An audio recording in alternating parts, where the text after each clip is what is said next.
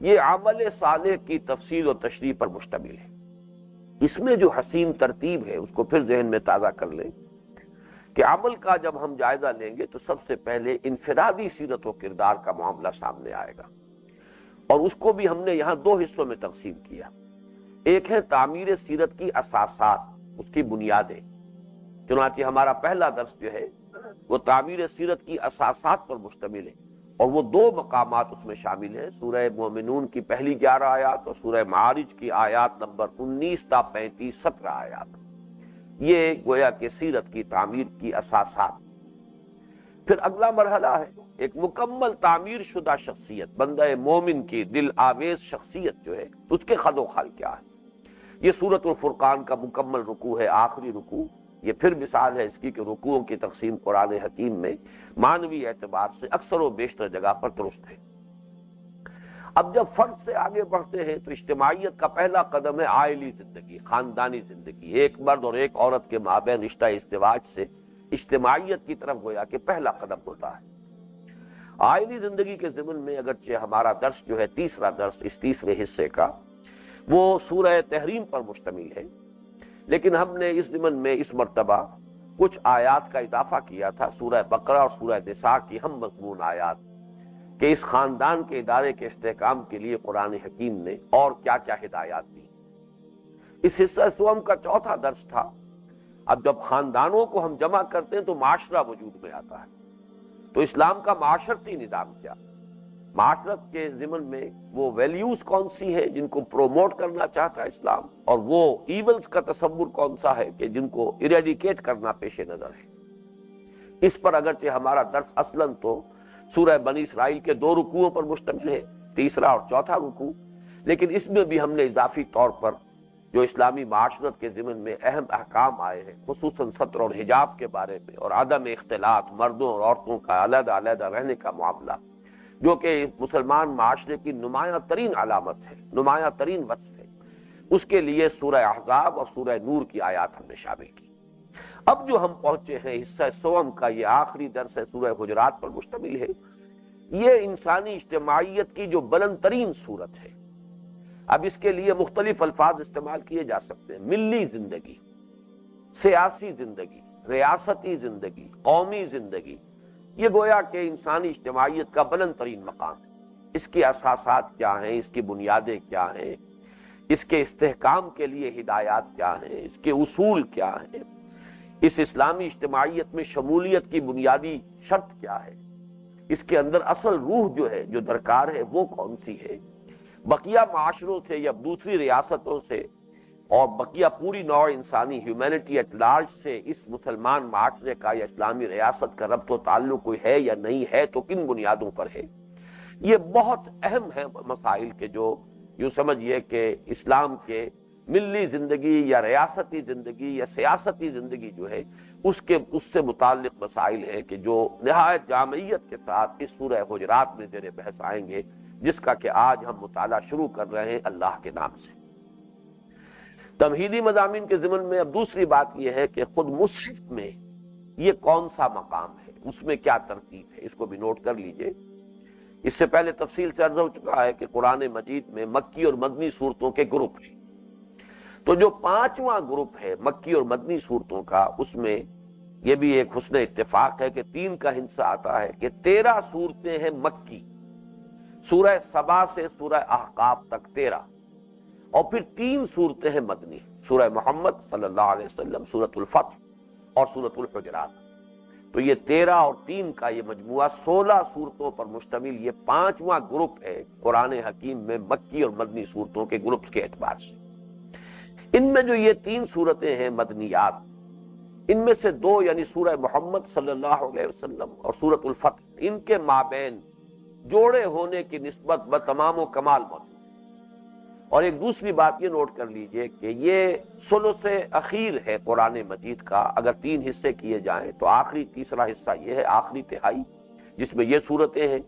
اور پہلا ثلث جو ہے اس میں سورہ انفال اور سورہ توبہ کا ایک جوڑا ہے۔ جو نسبت اور جو ربط ان دونوں صورتوں کے مابین ہے معنوی اعتبار سے، وہی نسبت اور وہی ربط سورہ محمد اور سورۃ الفتح کے مابین اس آخری حصے میں۔ یعنی اس کو یوں سمجھیے کہ سورہ انفال نازل ہوئی تھی غزوہ بدر کے فوراً بعد، سورہ محمد صلی اللہ علیہ وسلم نازل ہوئی غزوہ بدر سے متصلاً قبل، وہ غزوہ بدر کی تمہید ہے۔ اسی طرح سورہ توبہ نازل ہوئی ہے فتح مکہ کے بعد، گویا کہ جب کہ حضور صلی اللہ علیہ وسلم کا مشن جو ہے اندرون جزیرہ نما عرب مکمل ہو چکا، جبکہ یہ سورۃ الفتح جو ہے یہ نازل ہوئی ہے صلح حدیبیہ کے بعد، اور یہ صلح حدیبیہ در حقیقت فتح مکہ کی تمہید ہے۔ تو وہی ایک نسبت ہے کہ جو سورہ فتح میں اور سورہ محمد میں ہے، وہی نسبت سورہ توبہ اور سورہ انفال میں ہے۔ البتہ جہاں تک سورۃ الحجرات کا تعلق ہے، اس کا کوئی جوڑا نہیں ہے قرآن حکیم میں، یہ منفرد صورتوں میں سے ہے، یہ اپنی جگہ پر ایک مکمل صورت ہے، اور یہ کہا جا سکتا ہے ایک اعتبار سے، اور یہ میں نے پہلے بعض مواقع پر عرض بھی کیا ہے کہ جو منفرد صورتیں ہیں وہ عام طور پر کسی گروپ یا کسی صورت کے ضمیمے یا تتمے کی حیثیت رکھتی ہیں۔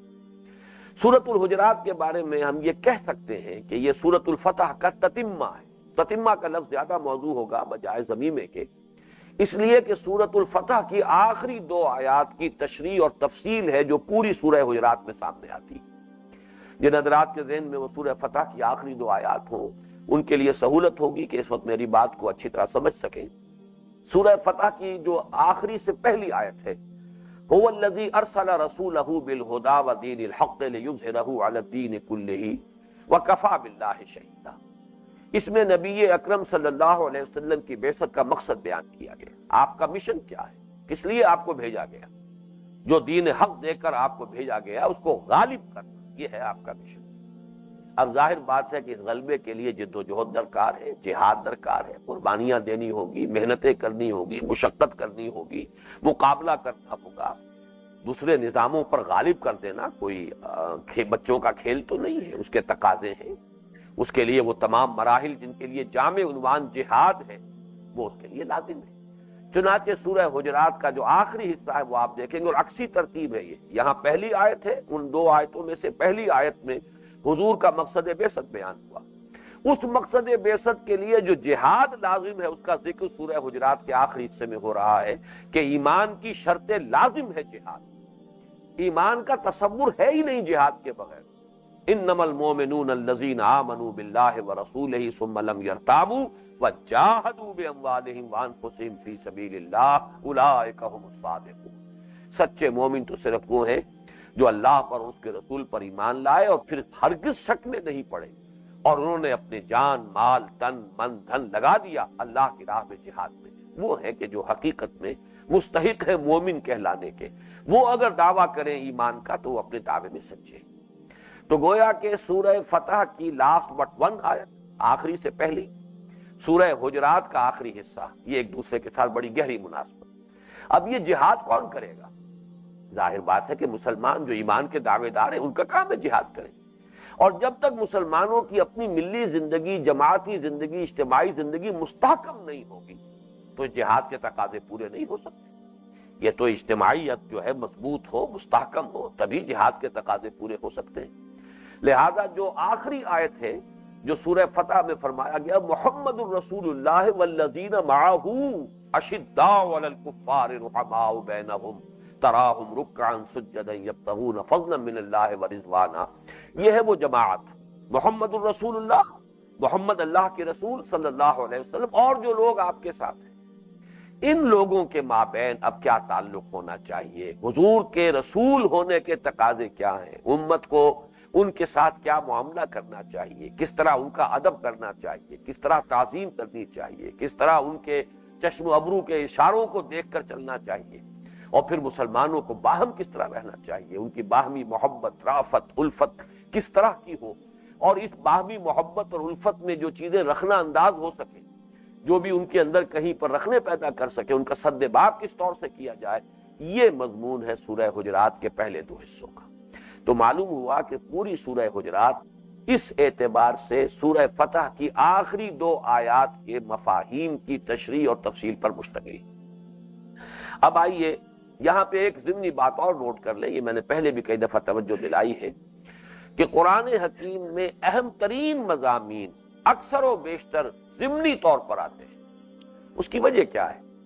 قرآن مجید ایک خاص کانٹیکسٹ میں نازل ہوا ہے، زمان و مکان کا ایک خاص پس منظر ہے، ایک خاص جغرافیائی ماحول ہے، ایک خاص تاریخی دور ہے نوع انسانی کی تاریخ کا، خاص زمان و مکان کا ایک فریم ہے کہ جس میں قرآن نازل ہوا ہے۔ اب جو لوگ اس کے مخاطب اول تھے اور جو حالات اس وقت انہیں درپیش تھے،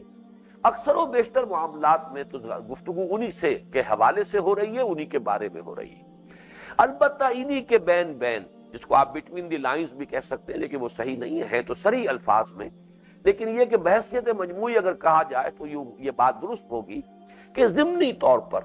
ان باتوں سے کے بارے میں گفتگو کرتے ہوئے کہ جو بالفعل اس وقت معاشرے میں سامنے موجود تھی، اور ان کے حوالے سے بات کرتے ہوئے درمیان میں کوئی جملے آ جائیں گے، کوئی الفاظ آ جائیں گے، کہیں کوئی ضمیمے کے طور پر کوئی مضمون آ جائے گا جو اس کانٹیکسٹ میں تو اتنا زیادہ اہم نہیں تھا، لیکن ابدی اعتبار سے،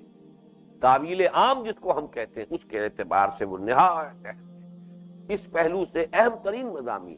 اہم ترین فلسفیانہ مضامین، وہ اکثر و بیشتر جو ہے اسی طریقے سے، اس کی ایک مثال یہ ہے کہ سورہ حجرات جو ہے وہ مسلمانوں کی حیات ملی کے بارے میں اہم ترین اور جامع ترین صورت، لیکن یہاں ہم مصحف کے اندر اس کو ایک بارے میں یہ کہہ رہے ہیں کہ اس کی حیثیت ایک ضمیمے کی ہے، ایک تتمے کی ہے۔ وہ در حقیقت سورہ فتح کی 2 آیات کی تشریح و تفصیل پر مشتمل ہے۔ تیسری بات اب یہ نوٹ کیجئے سورہ مبارکہ کے بارے میں کہ اس کا تاریخی پس منظر کیا ہے۔ اس تاریخی پس منظر کے حوالے سے ہمیں تعویل خاص کا علم حاصل ہوتا ہے، جس ماحول میں یہ سورت نازل ہوئی۔ صاف ظاہر ہو رہا ہے کہ یہ سورت اس دور میں نازل ہوئی ہے کہ جب کہ فتح کا آغاز ہو چکا تھا، یعنی جسے صلح حدیبیہ کو فتح مبین خود قرآن مجید نے قرار دیا ہے، انا فتحنا لک فتحا مبینا۔ یوں سمجھئے کہ یہ ٹرن آف دی ٹائٹ، یہ ٹیبلز ٹرن ہو گئی ہیں صلح حدیبیہ کے بعد۔ اس سے پہلے تک ابھی مسلمانوں کی حیثیت وہ نہیں تھی جو صلح حدیبیہ کے بعد ہو گئی، اس لیے کہ پورے عرب میں ایک دم چرچا ہو گیا کہ اب تو محمد صلی اللہ علیہ وسلم والذین معہ they are a power to reckon with۔ قریش نے صلح کر لی۔ صلح کرنے کے معنی کیا ہے؟ تو گویا کہ تسلیم لیا ان کو، جیسے کہ آج کل آپ کو معلوم ہے کب سے یہ مسئلہ چلا آ رہا ہے، 50 برس ہونے کو آئے، اسرائیل کو تسلیم کر لینا جو ہے یہ سب سے بڑا مسئلہ ہے۔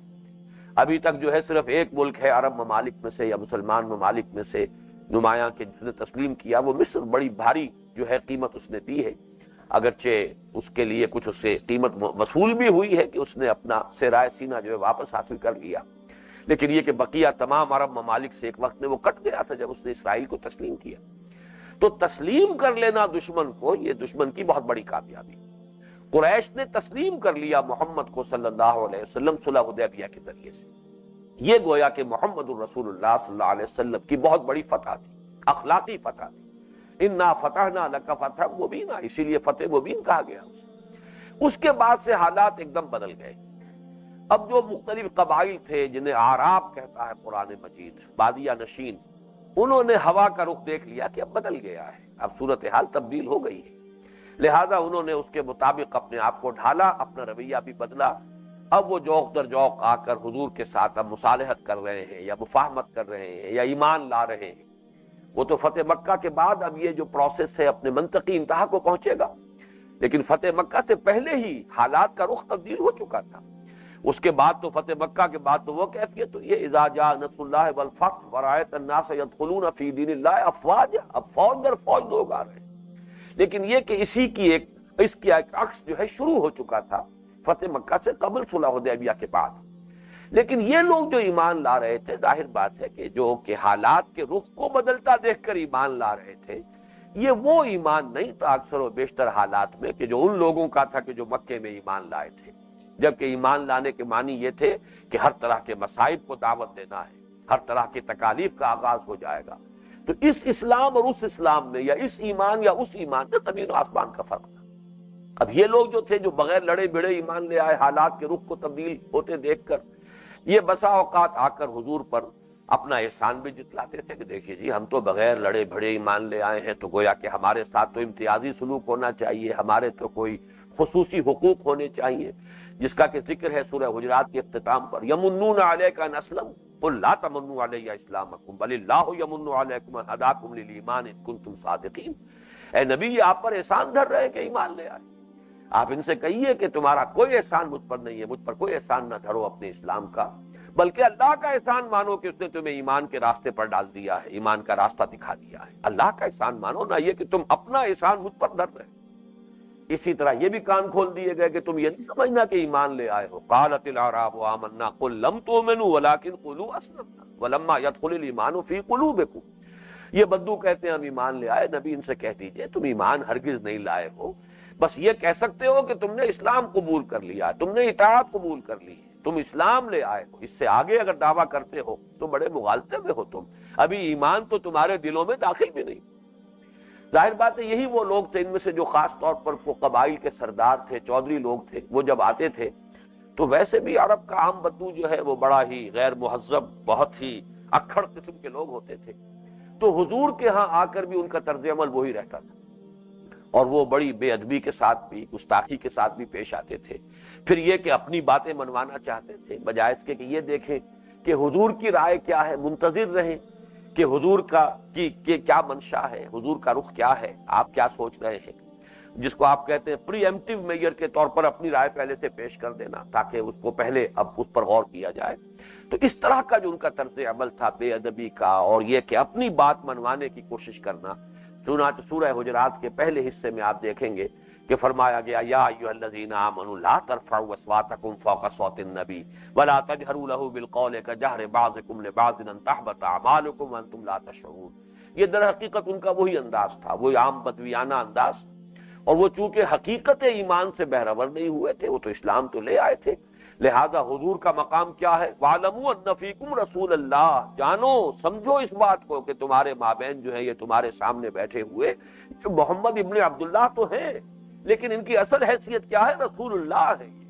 تمہیں انہیں اس حیثیت سے ان کے ساتھ رویہ اختیار کرنا چاہیے۔ وَاعْلَمُوا أَنَّ فِيكُمْ رَسُولَ اللَّهِ، یہ نہیں کہ جیسے تم ایک دوسرے سے بلند آوازی سے بات کر لیتے ہو ایسے ہی ان سے بھی بلند آوازی سے بات کر لو،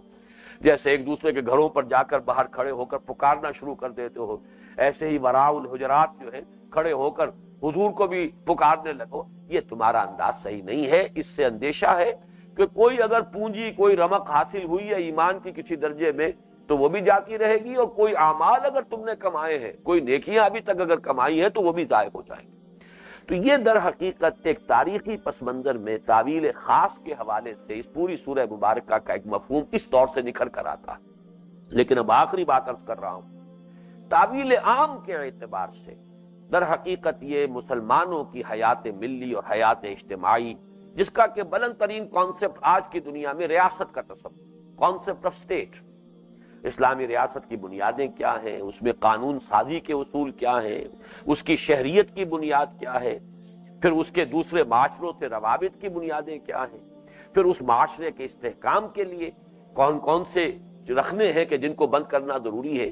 یہ گویا کہ حیات ملی، حیات اجتماعی، ریاستی اور سیاست کی سطح پر جو بلند ترین جو درجہ ہے انسانی زندگی کا اجتماعیت کے اعتبار سے، اس سطح پر نہایت جامع اور نہایت ہماگیر جو ہے یہ سورہ مبارکہ ہے۔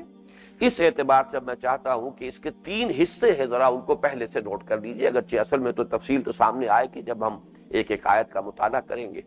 لیکن پہلے سے ایک اپنے ذہن میں خاکہ بنا لیجئے کہ یہ تقریباً 3 مساوی حصوں میں منقسم ہے۔ تقریباً اس لیے کہہ رہا ہوں کہ اگر تو 18 آیات کو 3 سے تقسیم کیا جائے تو 6 آیات پر ایک حصہ اگر بالکل مساوی ہو تو مشتمل ہونا چاہیے، چنانچہ آخری حصہ جو تیسرا ہے وہ واقعتاً پوری 6 آیات پر مشتمل ہے۔ لیکن پہلے اور دوسرے حصے کے مابین ذرا فرق ہے، پہلا حصہ 7 آیات پر مشتمل ہے، دوسرا 5 آیات پر مشتمل ہے، اور پہلے اور دوسرے حصے میں ایک اور بات بھی ہے، تیسرا حصہ ڈسٹنکٹلی بالکل علیحدہ ہے، اپنے مضمون کے اعتبار سے خود مختفی ہے، علیحدہ ہے، ڈسٹنکٹ ہے، لیکن یہ کہ یہ جو 2 حصے ہیں انٹرلاکڈ ہیں آپس میں، وہ اس طرح کے پہلے حصے میں 5 آیات ابتدائی ہیں، اور اس کے بعد پھر 6ٹھی آیت نہیں ہے، پھر 7ویں اور 8ویں آیت ہے، 7 آیتیں اس طرح بنتی۔ دوسرے حصے میں پہلے 6ٹھی آیت ہے، پھر 7ویں اور 8ویں آیتیں نہیں ہیں، پھر 9، 10، 11، 12، اس طریقے سے گویا کہ یہ 2 حصے آپس میں انٹرلاکڈ ہیں۔ اور تیسری بات یہ نوٹ کیجئے کہ ان تینوں حصوں میں 2 مضامین ہیں بنیادی طور پر کہ جو بیان ہوئے۔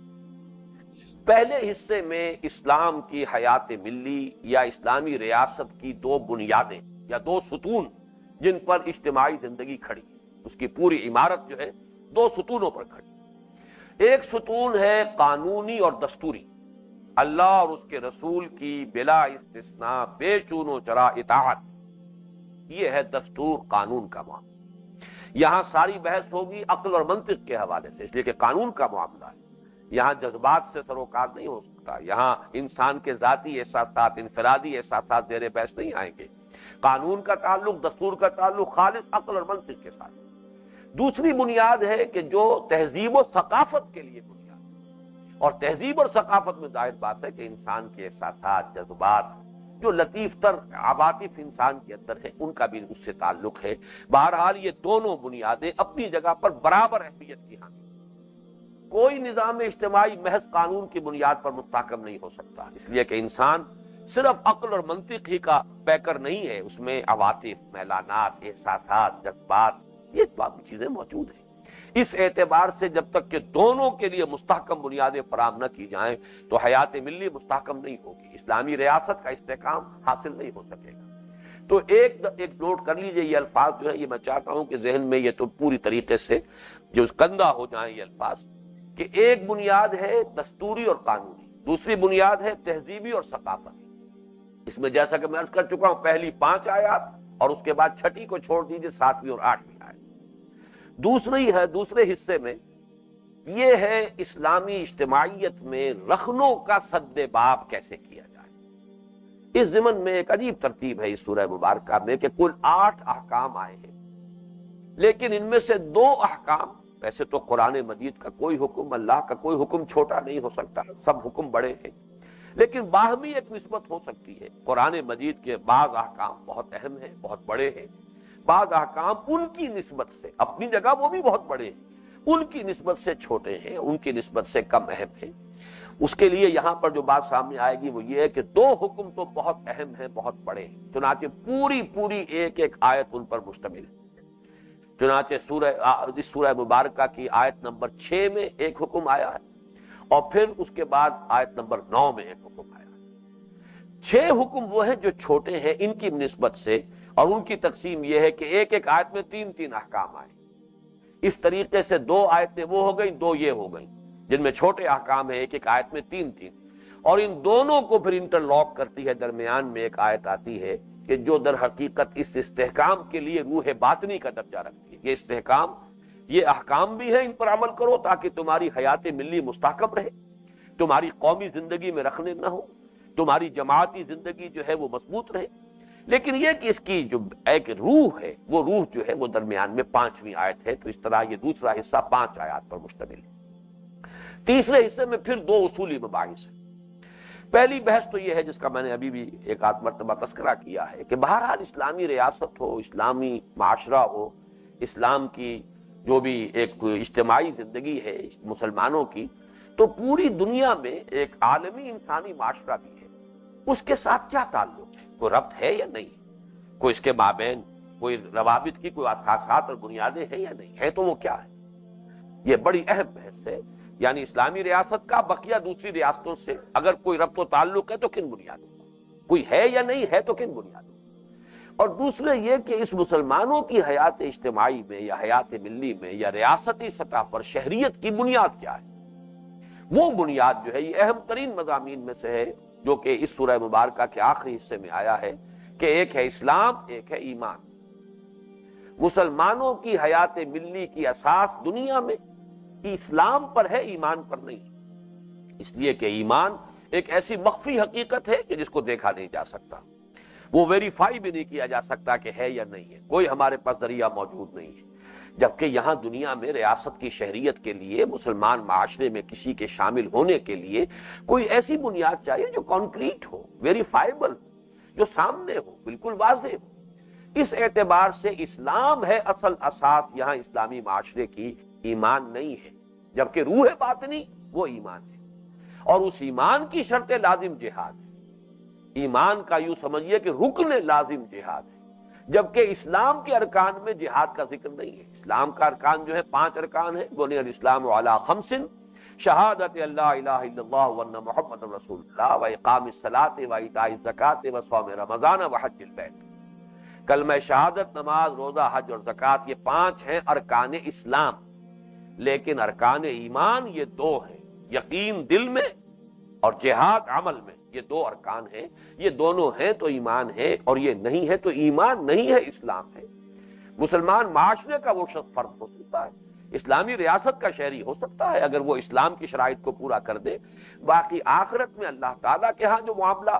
جو فیصلہ ہوگا، اس کی بنیاد یہ اسلام نہیں بلکہ ایمان ہے۔ یہ ہے، میں نے ایک اجمالی جو ہے آپ کے سامنے ایک نقشہ رکھ دیا ہے کہ اتنے اہم مضامین ہیں جو اس سورہ مبارکہ کی 18 آیات میں زیر بحث آئیں۔ اب آئیے کہ ہم اللہ کا نام لے کر آغاز کر رہے ہیں اس سورہ مبارکہ کے لفظ بلفظ مطالعے۔ پہلی آیہ مبارکہ ہے یا ایھا الذین آمنوا لا تقدموا بین یدی اللہ ورسولہ واتقوا اللہ ان اللہ سمیع علیم۔ اہل ایمان، مت آگے بڑھو یا مت آگے بڑھاؤ اپنے آپ کو اللہ اور اس کے رسول کے سامنے، اور اللہ کا تقوی اختیار کرو، یقیناً اللہ سب کچھ سننے والا اور سب کچھ جاننے والا ہے۔ یہ آیت مبارکہ سب سے پہلے ذرا ہم تفسیر کے جو بنیادی مسائل ہوتے ہیں اس کے اعتبار سے چند مسائل پر گفتگو کر لیں۔ سب سے پہلی بات یہ کہ یا ایھا الذین آمنوا کا جو صیغہ خطاب ہے، اگرچہ ہمارے منتخب نصاب میں اس سے پہلے 3 مرتبہ آ چکا ہے، سورہ تغابن میں 1 مرتبہ آ چکا ہے دوسرے حصے میں، اور سورہ تحریم میں 2 مرتبہ آ چکا ہے یہ تیسرے حصے میں، لیکن میں نے اس لفظ پر گفتگو کو اس سورہ مبارکہ کے درس تک ملتوی کیا ہوا تھا، اس لیے کہ یہ سورہ مبارکہ قرآن مجید میں اس اعتبار سے بہت نمایاں ہے کہ کل 18 آیات ہیں جن میں 5 مرتبہ یا ایھا الذین آمنوا، یا ایھا الذین آمنوا، یا ایھا الذین آمنوا، 5 مرتبہ اس کی تکرار۔ اس میں جو لفظی ترجمہ تو ہوگا اے وہ لوگوں جو ایمان لائے ہو، لیکن اصل میں سمجھ لیجئے کہ یہ اصل میں صیغہ خطاب ہے مسلمانوں سے۔ پورے قرآن میں یا ایھا الذین اسلموا کہیں نہیں آیا، اے وہ لوگوں جو اسلام لے آئے، یا ایھا المسلمین کہیں نہیں آیا۔ جہاں بھی خطاب ہے یا ایھا الذین آمنوا، یہاں تک کہ منافقوں سے بھی خطاب جو ہے یا ایھا الذین آمنوا سے آیا ہے۔ گویا کہ جو بھی مسلمان ہیں، لیگلی جو بھی مسلم سے، جو بھی قانوناً مسلمان ہیں، امت مسلمہ اس میں شامل ہے، ان میں یقیناً سچے اور پکے مومن بھی ہیں، ان میں ایسے لوگ بھی ہیں کہ جن کا ایمان تو ہے لیکن کچا ہے، اتنا پختہ نہیں ہے، ضعیف ہے، ہم جیسے لوگ۔ پھر ان میں ایسے بھی لوگ ہیں جن کا تذکرہ آئے گا اسی سورہ مبارکہ کی آیت نمبر 13 میں کہ گویا کہ 0 لیول پر ہے، نہ ایمان ہے نہ نفاق ہے۔ اور پھر ان میں منافقین بھی ہیں، ہر دور میں رہے ہیں۔ جب حضور کے دور میں تھے کہ جس سے زیادہ بہتر دور کا کوئی تصور نہیں کر سکتے، خیر امتی قرنی ثم الذین یلونہم ثم الذین یلونہم، جب اس دور میں منافقین تھے تو اور کون سا دور ہوگا جس میں منافقین نہیں ہوں گے۔ وہاں اگر حال یہ تھا کہ تقریباً 3/4 نفری جو ہے، ایک اگر ہم اس کے لیے پیمانہ جو ہے مقرر کر لیں کہ 1000 افراد نکلے تھے مکے سے حضور کے ساتھ غزوہ احد کے موقع پر، ان میں سے 300 واپس آ گئے۔ یہ اگر ظاہری پیمانہ سامنے رکھیں تو گویا کہ 3/4 نفری تو بہرحال وہاں ایسے لوگوں پر مشتمل تھی جنہیں ہم سچے مومن نہیں کہہ سکتے۔ کیسے ممکن ہے کوئی سچا مومن اور حضور کو چھوڑ کر آ جائے اور حضور کے سامنے دیکھے کہ دشمن جو ہے کیل کانٹے کے ساتھ لیس ایک لشکر جو ہے، لشکر جرار 3000 کا لشکر جو ہے کوئی معمولی لشکر نہیں تھا، اور وہاں وہ چھوڑ کر آ جائے۔ تو معلوم ہوا کہ اس دور میں بھی تھے، تو ظاہر بات ہے کہ اس دور میں تو ان کی اکثریت بھی ہو تو کوئی ایسی بات نہیں ہے کہ جس کو ہم سمجھیں کہ یہ بڑی کوئی خلاف قیاس بات ہے۔ اس اعتبار سے مسلمانوں میں مومنین صادقین بھی ہوں گے، ہمیشہ رہے، ہمیشہ رہیں گے۔ ذرا ضعیف ضعفاء بھی ہوں گے، کمزور ایمان والے، وہ 0 لیول والے بھی ہوں گے کہ ایمان بھی نہیں تو نفاق بھی نہیں، لیکن یہ کہ منافقین بھی ہوں گے۔ ان سب کے لیے خطاب کا صیغہ ہے یا ایھا الذین آمنوا، یہ صیغہ مشترک ہے۔ دیکھنا ہوتا ہے کہ کن سے گفتگو ہو رہی ہے، یہ سیاق و سباق سے پتہ چلتا ہے، جو بات آگے کہی جا رہی ہے اس کے حوالے سے پتہ چلتا ہے۔ جیسے کہیں فرمایا گیا یا ایھا الذین آمنوا آمنوا باللہ ورسولہ والکتاب الذی نزل علی رسولہ والکتاب الذی انزل من قبل، اے اہل ایمان، ایمان لاؤ اللہ پر اور اس کے رسول پر۔ اب آپ غور کیجئے کیا مراد ہے اس سے، کہ معلوم ہوتا ہے کہ پہلا ایمان جو ہے وہ قانونی ایمان ہے، کوئی سطحی ایمان ہے کوئی صرف زبانی کلامی ایمان ہے، اب اس سے خطاب کیا جا رہا ہے، لیکن یہ کہ اب کہا جا رہا ہے کہ حقیقت ایمان لا۔ اس طرح سورہ صف کی آیت، یا ایھا الذین آمنوا هل ادلکم علی تجارۃ تنجیکم من عذاب الیم تؤمنون باللہ ورسولہ وتجاہدون فی سبیل اللہ باموالکم وانفسکم۔ اہل ایمان، کیا تمہیں وہ تجارت بتائی جائے کہ جو تمہیں دردناک عذاب سے چھٹکارا دلا دے؟ ایمان لاؤ اللہ پر اور اس کے رسول پر، اور کھپا دو اپنی جانیں اور اپنے مال اللہ کی راہ میں جہاد کرتے، یہی تمہارے حق میں بہتر ہے اگر تم سمجھو۔ تو معلوم ہوا کہ اندازہ اس مضمون سے، سیاق و سباق سے اندازہ ہو جائے گا کہ یہاں کن سے خطاب ہے۔ اور جیسا کہ میں ابھی عرض کر چکا ہوں، تعویل خاص کے اعتبار سے اور جو تاریخی پس منظر ہے اس کے اعتبار سے اکثر و بیشتر ہوئے سخنجے وہ ان لوگوں کی طرف ہے جو اسلام تو لے آئے تھے اور ایمان حقیقی سے ابھی بہرہ نہیں تھے۔ اگرچہ اس آیت میں، اس صورت میں وہ آیات بھی ہیں کہ جن کے مخاطب یقیناً مومنین صادقین تھے۔ تو بہرحال جو بات کہنے کی ہے وہ یہ ہے کہ یہ یا ایھا الذین آمنوا کا صیغہ خطاب یہ عام ہے مسلمانوں کے لیے۔ اصل میں تو مسلمان مخاطب ہے، چاہے باطنی اعتبار سے وہ سچے اور پکے مومن ہو، چاہے منافق ہو، چاہے یہ کہ بین بین کی کیفیت میں ہو کہ نہ ایمان ہو نہ نفاق۔ دوسری بات یہ نوٹ کر لیجئے، اور یہ ایک دلچسپی کی باتیں ہیں اور فہم قرآن میں یقیناً ان سے مدد ملتی ہے۔ پورے مکی قرآن میں یہ صیغہ خطاب نہیں آیا یا ایھا الذین آمنوا، حالانکہ مکی دور میں جو ایمان لائے تھے اب ان کا ایمان تو لازماً ہر شک و شبے سے بالا تر تھا، لیکن جیسا کہ میں نے عرض کیا یہ امت مسلمہ سے خطاب کا صیغہ ہے۔ امت کی تشکیل جو ہے گویا کہ معلوم ہوتا ہے کہ وہ ہجرت کے بعد ہوئی، اسی لیے وَلْتَكُمْ مِنْكُمْ أُمَّةٌ یا قضات ہم نے تمہیں بہترین امت بنایا ہے، كَذَلِكَ جَعَلْنَاكُمْ أُمَّةً وَسَطًا لِتَكُونُوا شُهَدَاءَ عَلَى النَّاسِ وَيَكُونَ الرَّسُولُ عَلَيْكُمْ شَهِيدًا كُنتُمْ خَيْرَ أُمَّةٍ، یہ تمام الفاظ آتے ہیں مدنی صورتوں میں۔ مکی دور میں یا ایھا الذین آمنوا کا صیغہ خطاب کہیں آیا ہی سوائے ایک صورت کے، اس میں صرف استثناء ہے سورہ حج۔ سورہ حج کی آخری سے پہلی آیت جو ہے یا ایھا الذین آمنوا ارکعوا واسجدوا واعبدوا ربکم وافعلوا الخیر لعلکم تفلحون، اس میں یہ صیغہ خطاب آیا ہے۔ لیکن سورہ حج کے بارے میں آپ حضرات کے علم میں ہوگا کہ اس کے بارے میں اختلاف ہے کہ وہ مکی ہے یا مدنی، بلکہ بہت سے حضرات اسے مدنی کہتے ہیں۔ اگر تو وہ مدنی ہے تو وہ استثناء جو ہے وہ بھی ختم ہوا اور گویا کہ اصول پوری طرح پختہ ہو گیا کہ پورے مکی قرآن میں کہیں یا ایھا الذین آمنوا کے الفاظ نہیں آئے، حالانکہ 2/3 قرآن جو ہے وہ مکی صورتوں پر مشتمل، 1/3 قرآن ہے مدنی صورتوں پر مشتمل۔ البتہ یہ ضرور ہے کہ مکی صورتوں میں کچھ اور صیغے آئے ہیں، مثلا میں 2 مرتبہ تو حضور سے مخاطب ہو کر کہا گیا ہے کہ اے نبی، بجائے اس کے کہ اللہ تعالیٰ خود خطاب کرے یا ایھا الذین آمنوا کے الفاظ میں، 2 جگہ پر آیا ہے۔ یہ سورہ ابراہیم کی آیت نمبر 31 ہے اور سورہ جاسیہ کی آیت نمبر 14۔ اے نبی آپ کہہ دیجئے قُل لِعِبَادِ الَّذِينَ آمَنُوا يُقِيمُوا الصَّلَاةَ وَيُنْفِقُوا مِمَّا رَزَقْنَاهُمْ سِرًّا وَعَلَانِيَةً مِنْ قَبْلِ أَنْ يَأْتِيَ يَوْمٌ لَا بَيْعٌ فِيهِ وَلَا خِلَالٌ۔ اے نبی کہہ دیجئے میرے ان بندوں سے جو ایمان لائے، براہ راست صیغہ خطاب یا ایھا الذین آمنوا سے یہ بات اللہ تعالیٰ نے جیسے کہ مدنی صورتوں میں کہی ہے یہاں نہیں کہی۔ اسی طرح سورہ جاسیہ میں فرمایا قُل لِلَّذِينَ آمَنُوا يَغْفِرُوا الَّذِينَ لَا يَرْجُونَ أَيَّامَ اللَّهِ۔ اے نبی آپ کہہ دیجئے ان لوگوں سے جو ایمان لائے ہیں کہ وہ ذرا ابھی عفو اور درگزر سے کام لیں۔ یہ لوگ جو آخرت کے منکر ہیں، امیدوار ہی نہیں ہے اس بات کے، انہیں اندیشہ ہی نہیں ہے کہ اللہ کی طرف سے کوئی محاسبہ ہوگا، کوئی پکڑ بھی آ سکتی ہے، کوئی عذاب بھی آ سکتا ہے، تو ان کے بارے میں ذرا درگزر سے کام لیں، ابھی صبر کریں۔ اے نبی آپ کہہ دیجئے اہل ایمان۔ یہ عجیب بات ہے کہ یہاں خطاب براہ راست مسلمانوں سے نہیں کیا جا رہا، یا ایھا الذین آمنوا کی بجائے قل للذین آمنوا یغفر الذین لا یرجون ایام اللہ، قل لعباد الذین آمنوا یقیموا الصلاۃ وینفقوا مما رزقناہم۔ اسی طرح ایک جگہ براہ راست خطاب بھی کیا ہے تو وہ یا ایھا الذین آمنوا نہیں، بلکہ اس میں بھی لفظاً فرق ہے، یا عبادی الذین آمنوا ان ارضی واسعۃ فایایا فاعبدون۔ یہ سورہ عنکبوت کی آیت نمبر 56 ہے، اے میرے وہ بندو جو ایمان لائے۔ بہرحال یہ 3 استثناءات یا چوتھی استثنائی آیت اگر سورہ حج کو اگر مکی مانے تو پھر یہ ہے کہ وہ ایک آیت جو ہے سورہ حج کی بھی جو لاسٹ بٹ ون ہے، غالباً 77 نمبر آیت ہے سورہ حج کی، یہ گویا کہ کل استثناءات ہوں گی، باقی پورا مکی قرآن یا ایھا الذین آمنو کے سیرے سے خالی ہے۔ سورہ حج کے بارے میں جو میری ذاتی رائے ہے، اگرچہ یہ بات کہی ہے بعض حضرات نے کہ یہ مدنی ہے، لیکن یہ کہ مجھے ان لوگوں کی رائے سے اتفاق ہے کہ مکی صورت ہے،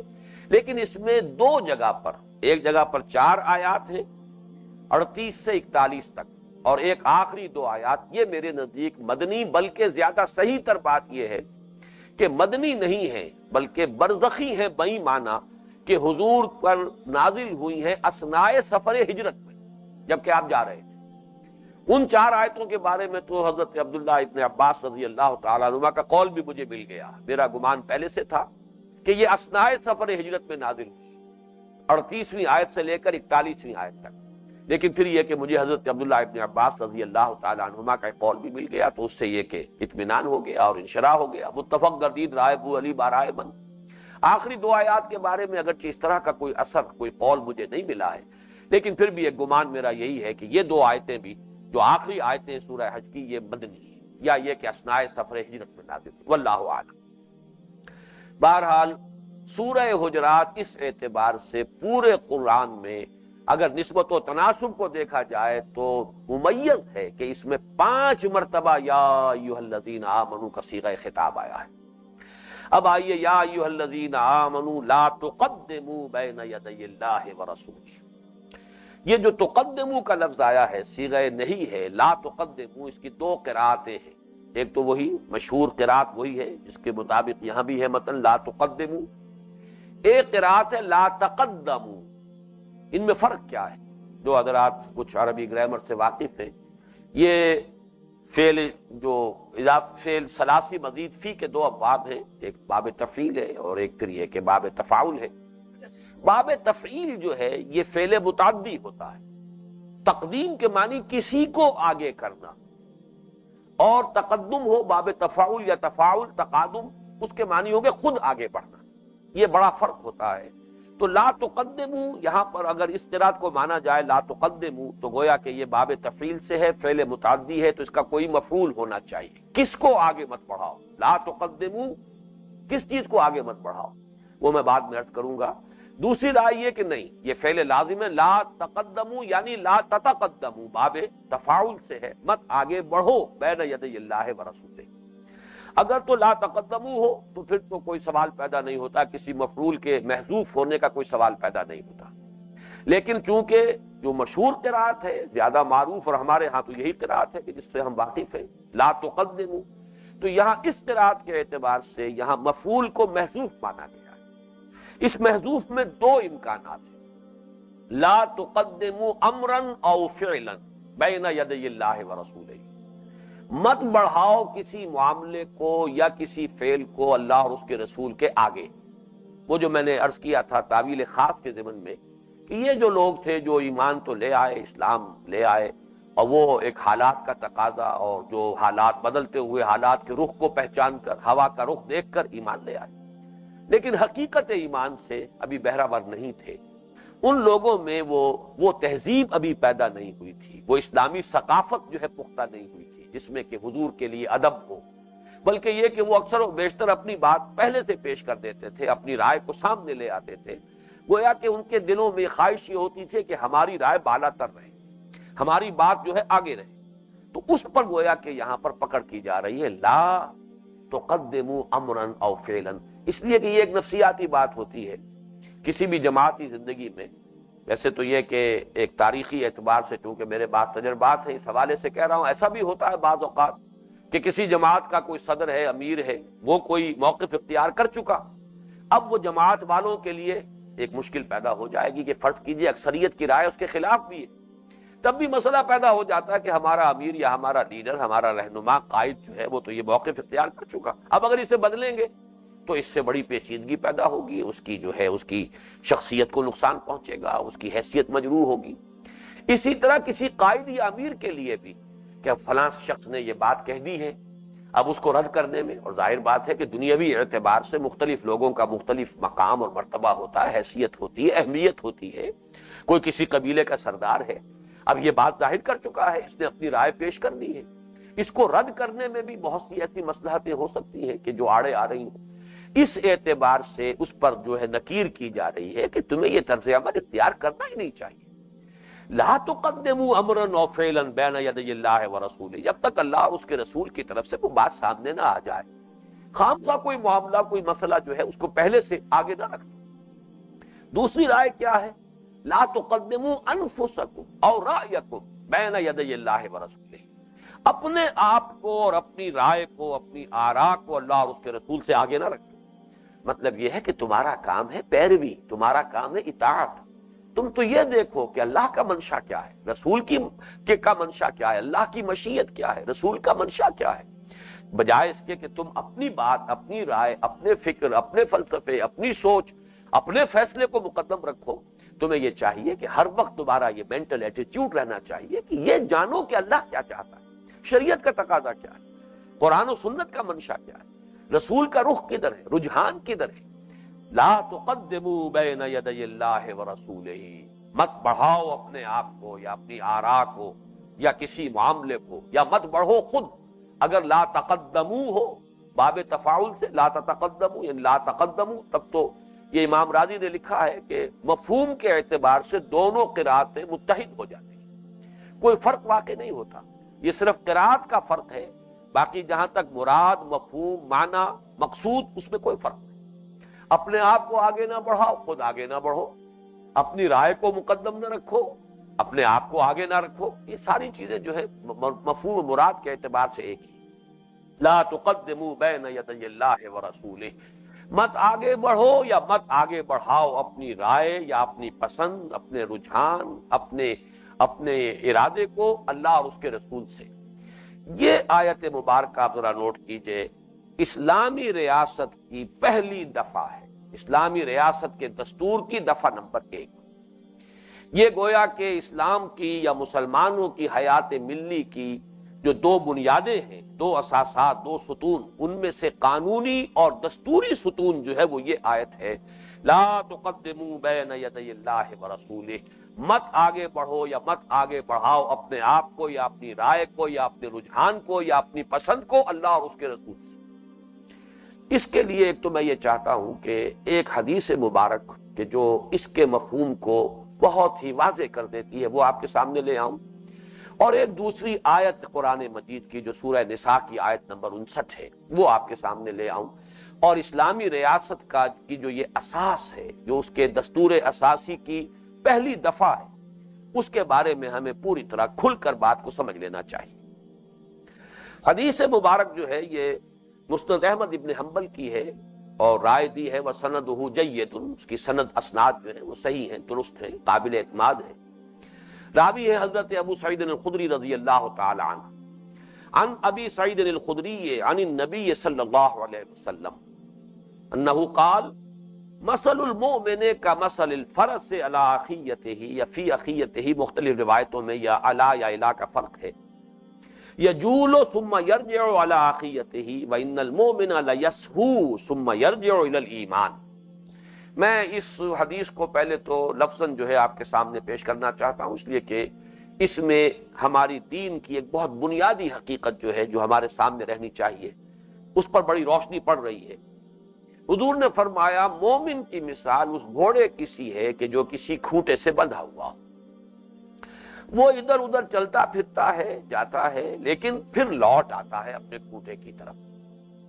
اسی طرح بندہ مومن سے بھی خطا تو ہو جاتی ہے، غلطی ہو جاتی ہے، وَإِنَّ الْمُؤْمِنَ لَيَسْهُو، سہو ہے، خطا ہے، نسیان ہے، ہو جاتی ہے۔ ثُمَّ يَرْجِعُ إِلَى الْإِيمَانِ، پھر وہ لوٹ آتا ہے ایمان کی طرف۔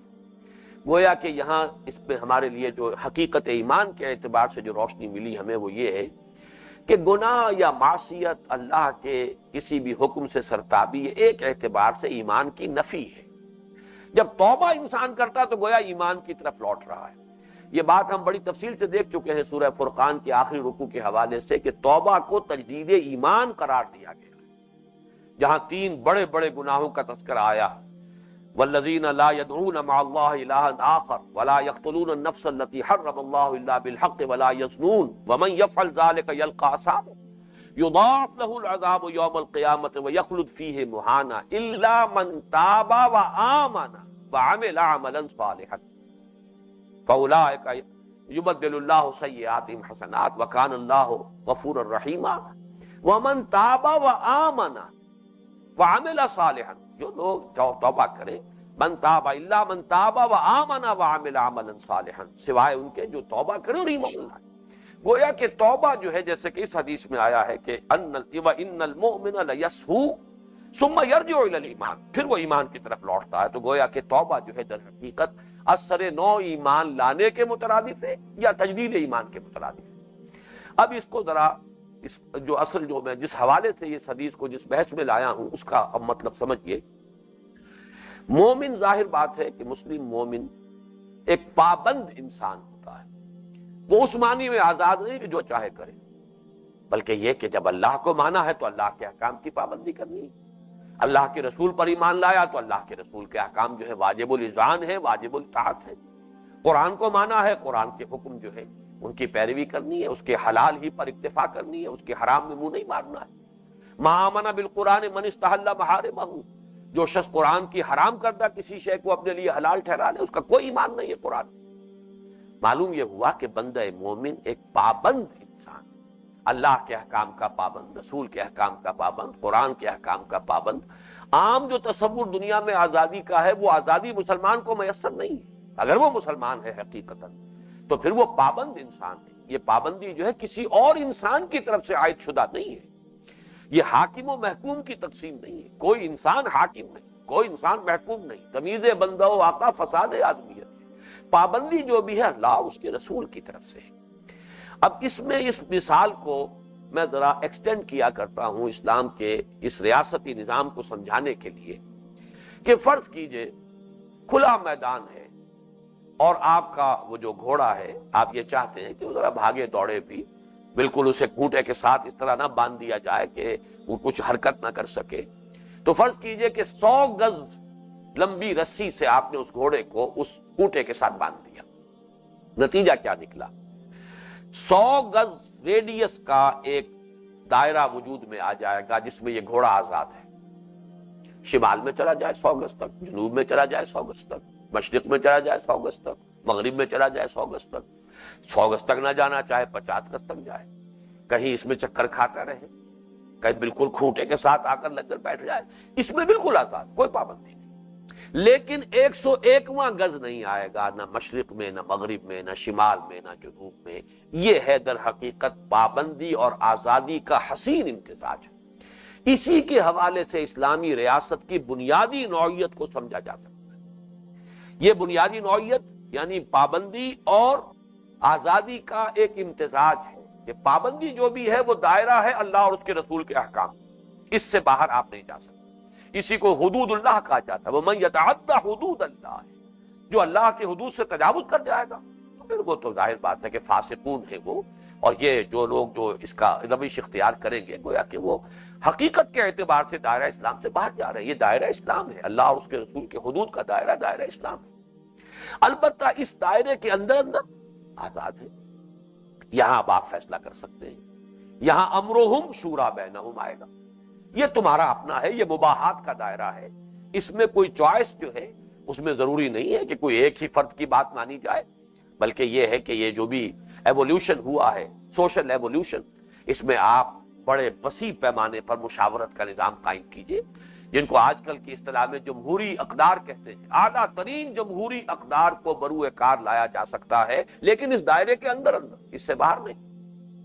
اس لیے کہ 100% لوگ مل کر بھی اللہ کے کسی حکم کو ساقط نہیں کر سکتے۔ 100% جو ہے، میجورٹی کا کیا سوال کہ 51% جو ہے وہ اس کے اندر کوئی ترمیم کر سکے، 100% لوگوں کو بھی یہ حق حاصل نہیں ہے کہ حدود سے تجاوز کر سکے۔ البتہ حدود کے اندر آپ کثرت رائے کو فیصلہ کن کر لیجئے، آپ کاؤنٹنگ آف ووٹس کے حوالے سے طے کر لیجئے۔ یہ ہے در حقیقت اسلامی ریاست کی بنیاد، اس کے دستور کی۔ اور میں یہاں پہ ایک بات عرض کرنا چاہتا ہوں کہ واقعہ یہ ہے کہ ایک دفعہ جو پاکستان کے دستور میں شروع سے چلی آ رہی، پہلے دستوری خاکے سے لے کر سن 56 سے لے کر آج تک، اگرچہ اس میں کچھ تبدیلیاں ہوئی ہیں، تدریجاً کچھ اس نے آگے ترقی کی ہے، لیکن یہ کہ الفاظ اس دفعہ کے جو ہے وہ محسوس ہوتا ہے کہ اس آیہ مبارکہ کی صحیح ترجمانی کی ہے جس نے بھی کی۔ No legislation will be done repugnant to the Quran and the Sunnah. قرآن اور سنت کے منافی کوئی قانون سازی نہیں کی جائے. گویا کہ یہاں حدود ہے، لمٹس ہے. قانون سازی ہو سکتی ہے لیکن قرآن اور سنت کی حدود کے اندر ریپگننسی کا جو ہے معاملہ کہ جو منافی ہو جائے قرآن اور سنت کے، بس وہ آخری حد ہے، اس سے آگے تجاوز نہیں کر سکتے. تو جس نے بھی یہ دفعہ اس کے الفاظ ایکسپرٹس ہوتے ہیں اور بہت صلاحیتوں والے لوگ ہوتے ہیں،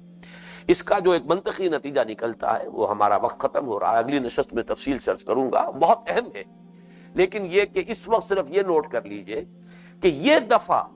جو پہلے تو صرف ڈائریکٹو پرنسپلز میں تھی، آپریٹو کلازز میں تھی ہی نہیں، جسٹیسیبل نہیں تھی، اس کی بنیاد پر کسی عدالت کا کنڈا نہیں کھٹکھٹایا جا سکتا تھا. یہ مرحوم صدر ضیاء الحق صاحب نے اسے جزوی طور پر آپریٹو کیا، اسے لے آئے دستور کے اندر اور اس کے لیے ایک پروسیس بھی معین کر دیا. پہلے وہ شریعت کورٹس جو تھیں وہ صوبائی لیول پر تھی، پھر آخر وہ فیڈرل شریعت کورٹ، اور فیڈرل شریعت کورٹ کو اختیار دے دیا گیا کہ وہ طے کر سکتی ہے کہ کوئی قانون کلی یا جزوی طور پر کتاب و سنت کے منافی ہے یا نہیں. اگر منافی ہے وہ فیصلہ دے دے گی، وہ کل عدم ہو جائے. لیکن یہ کہ انہوں نے 4 اس کے اوپر پابندیاں ایسی عائد کر دیں، 2 ہتھکڑیاں 2 بیڑیاں اس کو ایسی پہنا دی کہ گویا کہ ورچولی وہ ڈیفنکٹ ہو گئے، اس کی کوئی مؤثر حیثیت نہیں رہی. اس لیے کہ 2 تو ہتھکڑیاں کہہ لیجئے، 2 بیڑیاں. ایک تو یہ کہ آئلی قوانین تک بھی بات نہیں کر سکتی فیڈرل شریعت کورٹ. دوسرا بہت بڑا اور اہم ترین معاملہ، مالی معاملات پر بات نہیں کر سکتی فیڈرل شریعت کورٹ. تیسرے دستور پاکستان مستثنا ہے، دائرے سے خارج ہے فیڈرل شریعت کورٹ کے. اور چوتھے جو بھی عدالتی قوانین ہیں، پروسیجرل لاز ہیں عدالتی، وہ بھی اس عدالت کے دائرے سے باہر ہیں. تو گویا کہ 2 ہتھکڑیاں 2 بیڑیاں پہنا دی. لیکن اصولی طور پر ہم کہہ سکتے ہیں کہ ایک پیش رفت ہوئی ہے کہ اس کو صرف ڈائریکٹو پرنسپل سے آگے بڑھا کر آپریٹو کلازز میں لے آیا گیا. لیکن فی الحال صرف آج کی نشست میں اسی پر اکتفا کیجئے کہ یہ جو الفاظ ہیں no legislation will be done یا no legislation will be possible repugnant to the Quran and the Sunnah, یہ گویا کہ لازمی دفعہ ہے. یہ دفعہ نمبر 1 ہے. کسی بھی ملک کے دستور اساسی میں اگر یہ دفعہ معین ہو بغیر ایکسیپشن کے، بغیر استثناء کے، بغیر لیمیٹیشنز کے، بغیر ریزرویشنز کے، تو پھر یہ گویا کہ وہ ریاست، کوئی بھی وہ ریاست ہو، وہ اسلامی ریاست کہلانے کی مستحق ہو جائے. یہ بالکل ایسے ہی ہے کہ جیسے کوئی شخص کہے اشہد ان لا الہ الا اللہ واشہد ان محمد رسول اللہ، تو وہ شخص مسلمان ہو گیا. ابھی اسلام لایا ہے، عمل کا مسئلہ بعد میں آئے گا، نماز کا وقت آئے گا، نماز پڑھے گا، لیکن مسلمان تو وہ فوراً ہو گیا. جیسے ہی اس نے کہا اشہد ان لا الہ الا اللہ واشہد ان محمد رسول اللہ، گویا کہ ایک لکیر کھینچی ہوئی تھی، پہلے ادھر تھا اب ادھر آ گئے. اسی طریقے سے جو ریاست اپنے دستور اساسی میں اس دفعہ کو تسلیم کر لے، ثبت کر دے کہ no legislation will be possible, no legislation will be done repugnant to the Quran and the Sunnah، وہ گویا کہ ریاست مسلمان ہو گئی. یہ ریاستی سطح پر، دستوری سطح پر کلمہ شہادت کے مترادف ہے. اور یہ صحیح ترجمانی ہے اس آیہ مبارکہ کی، یا ایھا الذین آمنوا لا تقدموا بین یدی اللہ ورسولہ. بارک اللہ لی ولکم فی القرآن العظیم ونفعنی وإیاکم بالآیات والذکر الحکیم.